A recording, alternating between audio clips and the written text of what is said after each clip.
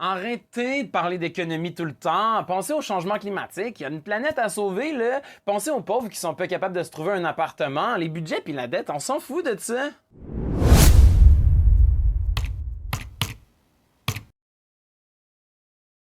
Moi, j'ai 25 ans. J'aimerais ça que quand je vais avoir 40, 50, 60 ans, je puisse avoir accès facilement à des soins de santé si j'en ai besoin. J'aimerais ça que même rendu là, mon pays, ma province puis ma ville soient là pour moi. J'aimerais ça aussi qu'on soit capable de protéger l'environnement et d'utiliser plus d'énergie renouvelable rendu là. En d'autres mots, j'aimerais ça que mes gouvernements aient une bonne économie et qu'ils puissent se permettre de faire tout ça. Marie Lavande a tort de dire qu'on s'en fout de l'économie. On n'a pas le choix d'avoir une bonne économie pour être capable de régler tous les problèmes qu'elle a nommés. Aujourd'hui, on va parler d'un élément très important de l'économie, on va parler de la dette nationale. Qu'est-ce que c'est ça, la dette du gouvernement? Pourquoi c'est important de se soucier de ça? Puis pourquoi on entend souvent du monde dire « C'est nos enfants qui vont devoir payer pour ça! » Ben, je vais tout vous expliquer ça. La dette du Québec est présentement de 221 milliards de dollars. Mon Dieu, 221 milliards de dollars? C'est gros? Effectivement, 221 milliards de dollars, c'est un chiffre qui semble irréel. On se sent comme pas concerné par ça, ça nous dépasse nous autres, le petit peuple. Puis imaginez, la dette du Canada est à 1,2 billion de dollars, soit 1200 milliards de dollars. Ça n'a pas rapport, je suis qui moi face à tout ça? Si on divise la dette nationale par le nombre d'habitants, ça nous donne la dette par habitant. Il y a des pays qui ont une plus grosse dette par habitant que nous, il y a des pays qui en ont une plus petite. Mais mettons qu'on parle de la dette totale de 221 milliards de dollars du Québec. Si on avait cet argent-là dans nos poches, on pourrait acheter 597 centres Vidéotron, 21 tramways à Québec, 32 usines Northvolt, 12 milliards de caisses de 12 ou encore l'Éthiopie. Donc, est-ce que c'est beaucoup d'argent? Faites-vous votre propre opinion. En tant que citoyen québécois, vous avez déjà bénéficié de soins de santé dans un hôpital financé par le gouvernement. Vous avez déjà étudié dans une école financée par le gouvernement.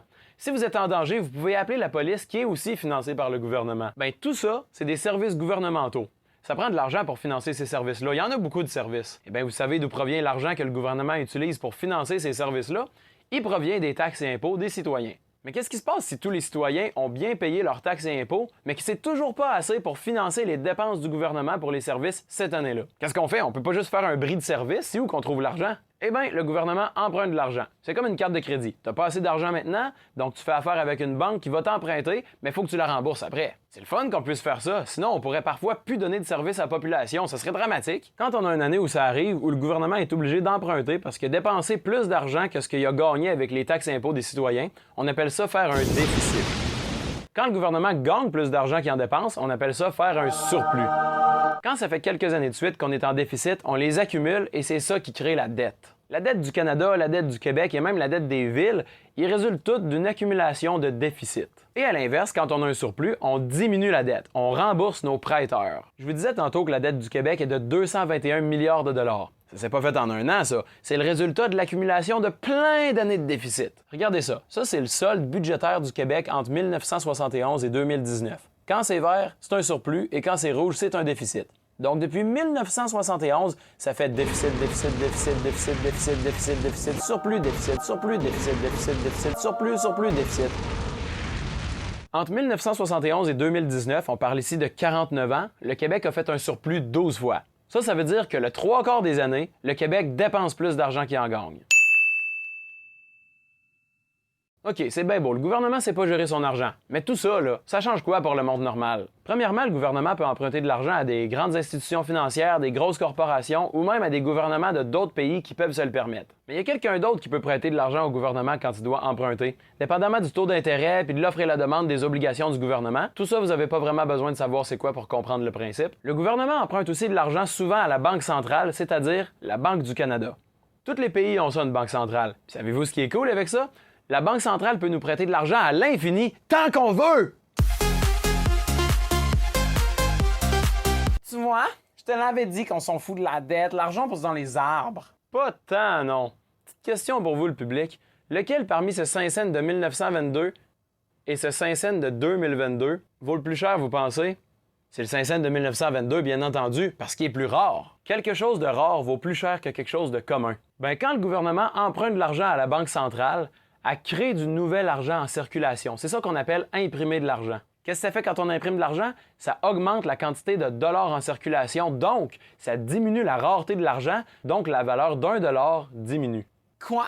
Un dollar vaut moins qu'un dollar? Non, mais chaque dollar permet d'acheter moins de choses. À place de prendre un dollar pour acheter une canne de bine, mais ça va peut-être en prendre deux. Les prix augmentent. Ça vous dit quelque chose, ça, l'augmentation des prix? Eh oui, la fameuse inflation qu'on est en train de vivre, il y en a une partie qui vient de là. Le gouvernement dépense plus d'argent qu'il en gagne avec les impôts, donc il doit emprunter, donc il emprunte souvent à la Banque centrale, la Banque centrale imprime de l'argent et ça cause de l'inflation. Et qui dit inflation dit aussi appauvrissement, parce que pendant que les prix augmentent, les salaires augmentent, mais moins. Quand le gouvernement annonce qu'ils veulent donner un chèque de 500$ à tout le monde en appelant ça un bouclier anti-inflation, ou quand ils annoncent qu'ils vont créer plein de programmes sociaux, plein de mesures. C'est un budget buffet parce qu'il y en a pour tout le monde, puis il y avait beaucoup de mesures. C'est un budget où le gouvernement ne connaît pas la pédale de frein. On est sur l'accélérateur. C'est un budget dépensier avec une croissance des dépenses qui est quand même très importante. Compte tenu qu'il ajoute des programmes et qu'il ajoute des dépenses, il doit trouver des revenus. Bien souvent, pour financer tout ça, le gouvernement doit emprunter à la Banque centrale et on enclenche tout ce processus-là qui mène vers l'inflation. Mais l'inflation, c'est pas la seule conséquence. Tu sais, quand on fait des déficits, il faut qu'on emprunte, mais encore faut-il que les gens veulent nous prêter de l'argent. Sinon, on va être obligé d'emprunter 100% du temps à la Banque centrale, on va constamment imprimer de l'argent, et là, on va entrer dans l'hyperinflation et la population va souffrir, comme en Argentine. Mettons le Québec. Est-ce que les gens veulent prêter de l'argent au Québec? Est-ce que le Québec est un bon emprunteur, un emprunteur fiable? Comment on fait pour savoir ça? On le mesure avec la cote de crédit. Plus notre cote de crédit est bonne, plus on est considéré comme des bons emprunteurs.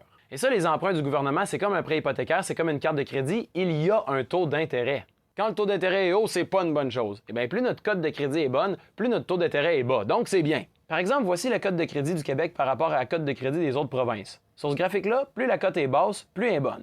On n'est pas si pire, on est la troisième meilleure parmi les 10 provinces, en égalité avec l'Alberta. Puis le Canada, lui, est-ce qu'il y a une bonne cote de crédit? Ben oui, on est les premiers dans le monde entier. Ex-aequo avec l'Australie, le Danemark, l'Allemagne, le Liechtenstein, le Luxembourg, les Pays-Bas puis la Suisse, mais pareil, on est en première place. Wow!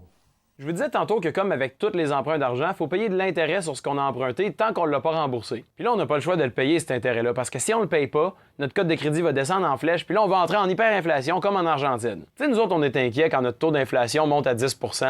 Mais en 1989, le taux d'inflation de l'Argentine a grimpé à 4 923 %. Pas toujours pratique, ça. D'ailleurs, la cote de crédit de l'Argentine est de CCC-. C'est une des pires cotes dans le monde entier. Par comparaison, le Canada, sa cote, c'est AAA. Donc, on est obligé de payer les intérêts chaque année pour éviter ce désastre-là. Ça, c'est du gros argent qui aurait pu aller pour le système d'éducation, pour améliorer le système de santé, pour construire une ligne de TGV entre Québec et Montréal. Peu importe, sky is the limit. Mais on peut pas faire ça, parce qu'on est obligé de rembourser les intérêts de la dette que nos anciens gouvernements ont accumulée pendant des décennies. C'est de l'argent qu'on paye, on l'a plus cet argent-là, là. Pouf! Pouf! Pouf! Disparu! Mais on n'a rien en retour. Tu sais, quand on dit au Québec que oui, on paye beaucoup de taxes, beaucoup d'impôts, mais que c'est pas grave, cet argent-là nous est redonné sous forme de services, vu qu'on est obligé de payer les intérêts de notre dette nationale, il y a une partie non négligeable de cet argent-là qui est pitché dans les poubelles pour payer les intérêts. Et de l'intérêt sur la dette parce que notre dette nous coûte de plus en plus cher. Donc, les Québécois qui vivent aujourd'hui, en 2024, ils dépensent chaque année des milliards de dollars en taxes et impôts pour rembourser les intérêts que les gouvernements des années 70, 80, 90, etc. ont provoqués en dépensant beaucoup plus d'argent qu'ils avaient la capacité de le faire. Quand on parle d'iniquité intergénérationnelle, c'est de ça qu'on parle. Les gens d'aujourd'hui payent pour les dépenses des générations passées. C'est nos enfants qui vont devoir payer pour ça. Donc, c'est pas vrai que toutes nos taxes et impôts sont dépensés pour payer les services. Ça, la dépense que le gouvernement effectue pour payer les intérêts de sa dette, ça s'appelle le service de la dette. Attention, chiffre perturbant. Pour la Ville de Québec, le service de la dette est de 318 millions de dollars par année. Ça représente 16,7 % des dépenses de la Ville. Pour ceux qui habitent dans la Ville de Québec comme moi, je ne sais pas si vous trouvez que vous payez trop cher en taxes municipales, mais une chose est sûre, le 6e de ce que vous payez s'en va pour le service de la dette. Vous payez par exemple 6 000 $ par année de taxes municipales, il y en a 1 000 là-dedans qui s'en vont dans les poubelles pour payer le service de la dette. Pour la province de Québec, le service de la dette est de 9,8 milliards de dollars. Le gouvernement du Québec dépense 1,5 fois plus d'argent pour le service de la dette que pour le transport, 5 fois plus que pour la culture et 13 fois plus d'argent pour le service de la dette que pour l'immigration et la francisation des immigrants. Puis on garde le Canada pour la fin parce que c'est les chiffres les plus monstrueux. Pour le Canada, le service de la dette est de 54,1 milliards de dollars. C'est 27 fois plus que pour le ministère de l'Environnement puis 2 fois plus que pour l'armée. Puis tu sais, la TPS, une des 2 taxes qu'on paye à chaque fois qu'on achète quelque chose, ça, c'est de l'argent qu'on paye pour que le gouvernement du Canada puisse nous donner des services. Ben non, plus maintenant. Depuis le plus récent budget du gouvernement Trudeau, chaque scène de chaque dollar que chaque Canadien paye à chaque année en TPS va pour le service de la dette. Je vous ai dit tantôt que le service de la dette du Canada était de 54,1 milliards de dollars. Ben, les revenus générés par la TPS sont de 54,1 milliards de dollars. D'ailleurs, puis ça c'est le comble de l'ironie, c'est que le nom qu'ils ont donné au budget 2024 du Canada, c'est « Une chance équitable pour chaque génération ». Faut avoir du culot, tabarouette. Rappelez-vous ce que je vous disais tantôt par rapport à l'iniquité intergénérationnelle. C'est nos enfants qui vont devoir payer pour ça. Imaginez tout ce que la ville, la province et le pays pourraient faire avec tout cet argent-là si on n'était pas obligé de le pitcher par la fenêtre pour le service de la dette. Puis vu que malgré ça, les gouvernements continuent généralement à empiler les déficits d'année en année, mais des fois, il faut qu'on emprunte pour rembourser nos emprunts. C'est complètement fou! Donc rappelez-vous de ça. C'est pas vrai que l'argent qu'on paye va tout pour financer les services à la population. Puis d'ailleurs, même l'argent qui est bel et bien dépensé pour financer les services, ben il est souvent mal dépensé, puis les Québécois n'ont pas assez de bons services par rapport à la quantité d'argent qu'ils payent en taxes et impôts. Du moins, c'est ce que pensent 75% des Québécois selon un récent sondage. Mais ça, c'est un autre débat. Donc, quand vous voyez des politiciens parler d'économie, parler de réduire la dette, être en désaccord avec des programmes sociaux, être en désaccord avec le financement de l'usine Northvolt, vouloir couper dans la culture, couper dans telle affaire, vouloir faire ce que les médias appellent de l'austérité, mais qui en réalité n'est pas vraiment de l'austérité, c'est pas parce qu'ils sont contre toutes ces affaires-là, c'est parce qu'ils voient ce dont je parle depuis le début de la vidéo comme une priorité. Ce sont des politiciens qui voient l'équité intergénérationnelle et la réduction de l'inflation comme des priorités. C'est des politiciens qui sont souvent bien d'accord à augmenter les dépenses, bien d'accord à augmenter les services gouvernementaux, à condition qu'on puisse se le permettre sans hypothéquer les générations futures. Le modèle québécois, selon lequel le gouvernement doit intervenir dans toujours plus de sphères de la société, selon lequel le gouvernement est la solution et non pas le privé, eh bien, c'est un modèle qui coûte cher. C'est un modèle qui a tendance à créer des déficits. Tu sais, je vous parlais tantôt de la cote de crédit du Canada qui est de AAA, la meilleure au monde, et la cote du Québec qui est parmi les meilleures des provinces. Et vous avez dû le voir à un moment donné dans les médias, depuis que Justin Trudeau est au pouvoir, c'est-à-dire depuis 2015, la dette du Canada a doublé. Ben oui, depuis que le Canada existe, donc depuis 1867, depuis 150 ans, ben en 9 ans, Justin Trudeau a fait x2.